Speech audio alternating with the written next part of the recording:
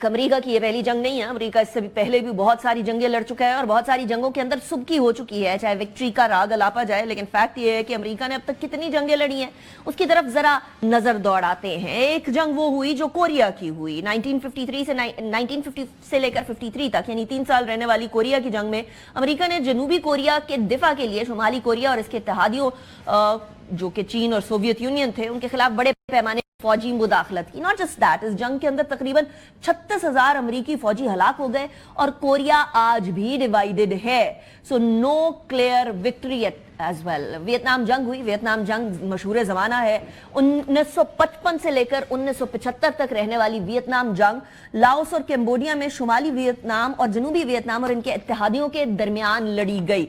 इस जंग के अंदर तकरीबन 58,000 अमरीकी फौजी मारे गए और इसके अंदर लाखों वियतनामी शहरी हलाक हुए। आज तक वो बातें जो कि टॉर्चर वहां किया गया यूएस सोल्जर्स की तरफ से, वो आज तक सामने आता है। फिर एक गल्फ वॉर हुई। इस गल्फ वॉर को ऑपरेशन डेजर्ट स्टॉर्म का नाम दिया गया। ये तकरीबन 7 महीने रही। 2 अगस्त 1990 से लेकर 28 फरवरी 1991 तक ये जंग रही। इराक के कुवैत के ऊपर हमले के जवाब के अंदर अमेरिका की क़यादत ने 35 ममालिक के इत्तेहाद की जानिब से ये जंग लड़ी थी।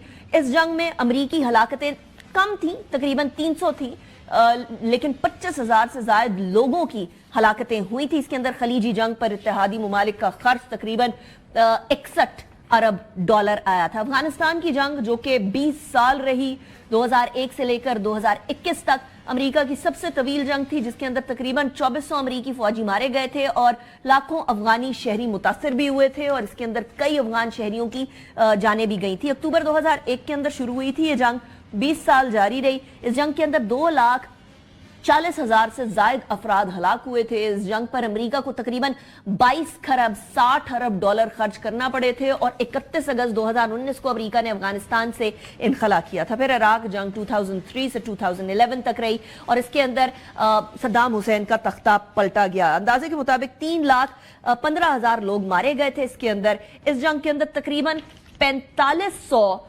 अमरीकी फौजी हलाक हुए थे।